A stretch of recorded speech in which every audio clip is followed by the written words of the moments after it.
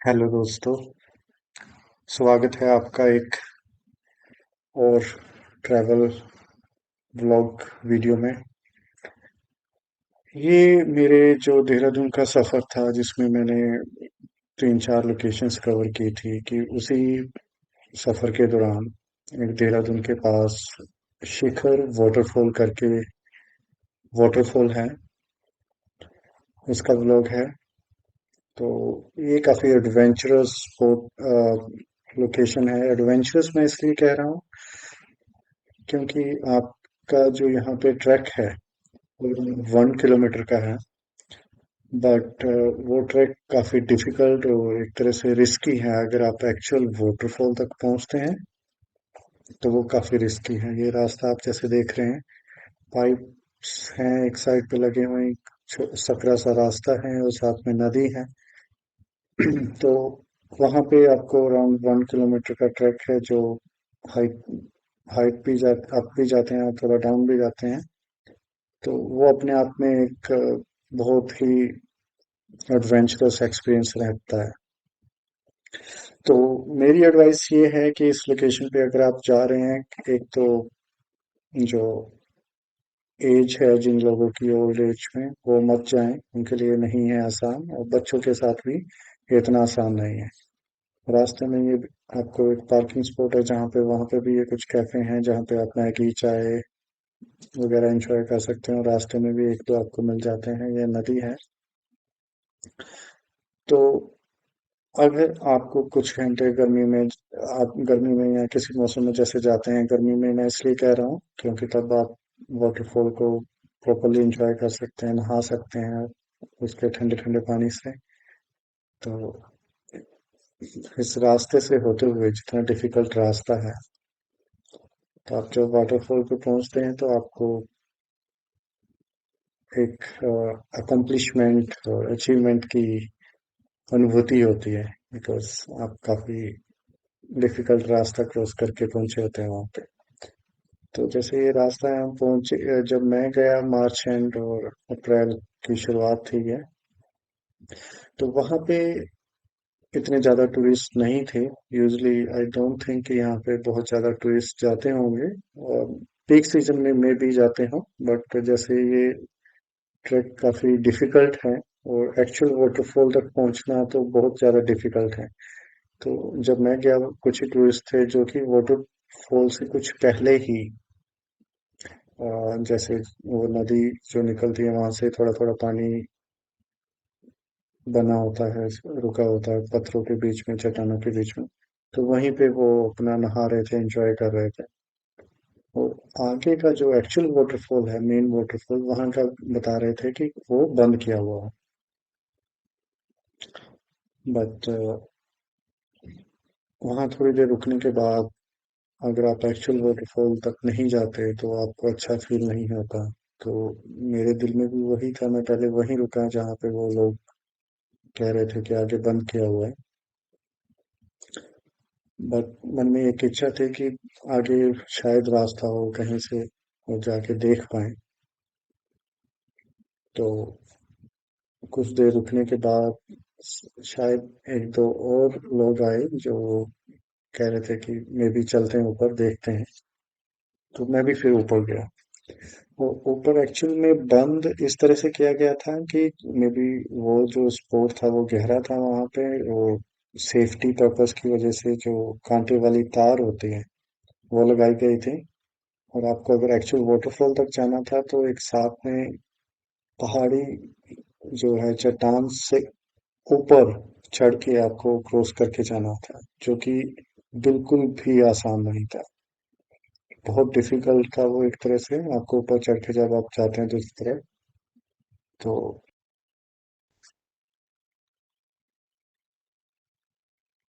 इस सफर पे, जैसे मैंने बताया, मैं अकेला ही था। बट बीच में कुछ और टूरिस्ट भी गए हुए थे, तो जा रहे थे मोस्टली वो रास्ता पूछ पूछ के, क्योंकि रास्ता इतना ऑब्वियस नहीं है आपको। एक बार तो बीच में ऐसा था कि मैं भी और एक दूसरे टूरिस्ट भी थे, वो कहीं और दूसरे रास्ते को हो गए और फिर वापस मुड़ के आए। तो बट रास्ता ये जो यहाँ पे व्यूज हैं माउंटेन्स के दोनों तरफ बहुत खूबसूरत है। ज़्यादा गर्मी में आप यहाँ पे जब ट्रैक कर रहे हैं तो आपको डिफिकल्ट हो सकता है, क्यों गर्मी होगी तो आपको ऑब्वियस है कि गर्मी फील करेंगे। और रास्ता जैसे आप देख पा रहे हैं इज नॉट दैट इजी और स्ट्रेट फॉरवर्ड।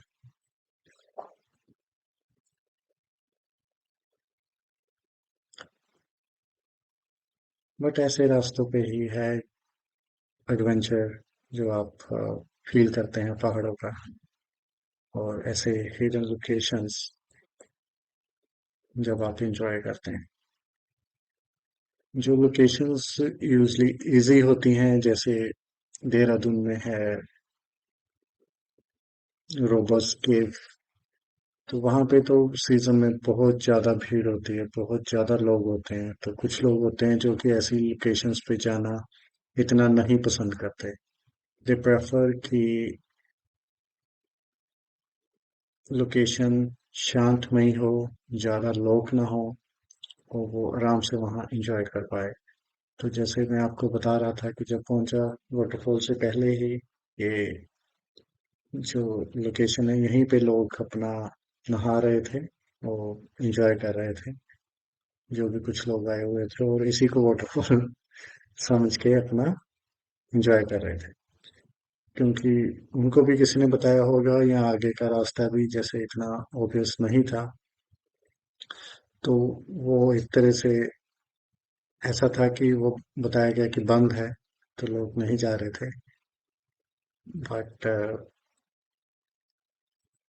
फिर मैं गया और कुछ लड़के भी गए वहां पे, तो वो भी आपको दिखाते हैं आगे की वीडियो में, तो बने रहिए साथ में।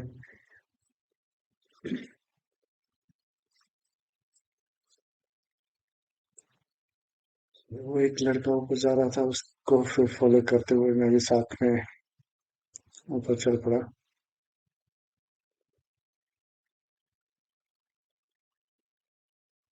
और ये मुझे बहुत अच्छा लगता है पहाड़ों में। जैसे शहस्त्रधारा में भी ऐसे हैं कि नॉट एग्जैक्टली एक तो वाटरफॉल होता है, काफी पानी गिर रहा है, ये थोड़ा थोड़ा बूंदे पानी गिरता रहता है पहाड़ों से। तो वो एक वहां पे जो पानी गिरने की वजह से काई हरियाली जो बनी होती है, वो मुझे बहुत अच्छी लगती है। तो वो एक अपने आप में एक खूबसूरत सा दृश्य पेश पेश करते हैं। तो ये आगे का रास्ता है। वहाँ कुछ देर रुकने के बाद एक बार तो मैं भी ये सोच के बैठ गया कि चलो आगे रास्ता बंद है तो नहीं जाना, तो ठीक है यहीं से देख के चले चलते हैं। तो ये आगे का रास्ता ऐसे इस तरह से वाटरफॉल आगे पानी उसका डाइवर्ट भी किया हुआ है, कुछ नदी में जा रहा है, कुछ इस तरफ और कुछ पाइप से आई थिंक भेजा जा रहा है।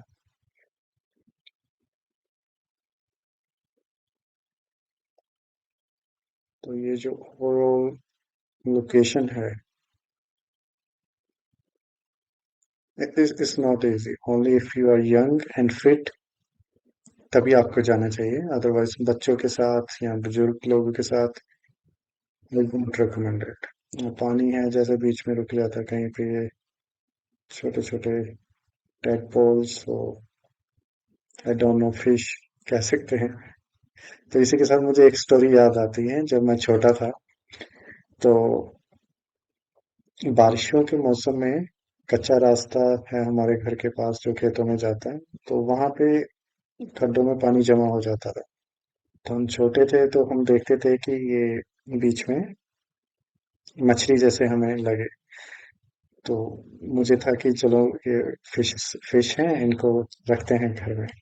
तो मैं उनको लेके अपने घर में, हमारे एक छोटा सा टब टाइप था, वहां पे उनको रखा एक महीना उनके लिए। आई डोंट रिमेम्बर एग्जैक्टली, कुछ फीड वगैरह भी उनको डालता था लाके, तो उनका पानी भी साफ करना और वो सब। तो एक महीने के बाद उनके पाँव निकलने लगे। और ये वाटरफॉल पे मैं पहुंच गया इसी के साथ, देखिए ये एक वो पहाड़ी सी थी जो उसके ऊपर से चढ़ के आना पड़ा इधर। तो it was not at all easy. हाथ में भी मेरे कट लग गया क्योंकि चट्टान से अगर वहां पे पैर स्लिप हो जाए तो that could be very risky. But आप वाटरफॉल पे जब पहुंचते हैं, छोटा सा ही वाटरफॉल है, बट बहुत सुंदर है। और शांति, ज्यादा लोग नहीं जाते तो इसलिए वो आपको शांत सा ही प्रतीत होता है। तो इसी के साथ मैं जो ये आपको स्टोरी बता रहा था, तो उनको रोज उनकी केयर करनी, सब करना। उनके पाँव निकल गए और तो फिर वो पता चला वो जो फ्रॉग थे, फिर उनको सबको मैंने निकाला। तो ऐसी चीजें होती हैं। ये पहाड़ी जैसे कुछ लड़के भी आ रहे थे, बड़ी मुश्किल से एक दूसरे की हेल्प करके। बड़ा डिफिकल्ट सा ट्रैक है ये। तो उसके ऊपर से तो एनीवेज वाटरफॉल पहुंच गया। मैं कुछ लेके नहीं गया था अपने कपड़े वगैरह, तो मैं तो नहीं नहाया। बट ये था कि देहरादून आए हुए हैं और इसके बारे में, लोकेशन के बारे में सुना था, गूगल पे देखा था। तो था कि देहरादून से ज़्यादा दूर भी नहीं है। आई गेस हार्डली 10 से 15 किलोमीटर है। तो कि जाना है इसलिए हो आए। तो ये वापसी में ही एक ये उसी रास्ते में जो ट्रैक है, एक बना हुआ है चाय मैगी पॉइंट। तो यहाँ पे बैठ के मैंने थोड़ी देर अपना कोल्ड ड्रिंक वगैरह ली। और बहुत अच्छा म्यूजिक प्ले कर रखा था अंकल ने। तो म्यूजिक एंजॉय किया इन नज़ारों को देखते हुए। तो ओवरऑल अगर मैं कहूँ वर्थ रहा यहाँ जाना या नहीं, तो यस इट वॉज। अगर आप एडवेंचरस हैं, आपको ट्रैक करना पसंद है। मैं क्या सोचता हूँ कि अगर आप डे टू डे लाइफ में बिजी हैं और पहाड़ों में अगर जाते हैं जब भी, तो आप चलें, ट्रैक करें। तो एक तरह से आपकी एक्सरसाइज भी हो जाती है और you get fresh air into your lungs, जो आप यूजली बड़े शहरों में या हमारे जो भी एरियाज हैं मोस्टली पोल्यूटेड हैं वहाँ पे नहीं ले पाते। तो वो रहता है। तो अब इसके बाद वापस आने के बाद मैं वापस देहरादून की तरफ निकला। ये पार्किंग स्पॉट है, यहाँ पे भी कुछ कैफे वगैरह बने हुए हैं। तो अगर आप एक बार जाना चाहते हैं और फिट हैं, तो आई वुड रिकमेंड कि आप जा सकते हैं देहरादून अगर आए हुए हैं। अदरवाइज आपके ऊपर है, आप जैसा चाहें। बच्चों के लिए डिफिकल्ट है, बुजुर्गों के लिए डिफिकल्ट है, जैसे मैंने आपको बताया। Overall it was a memorable and enjoyable trip.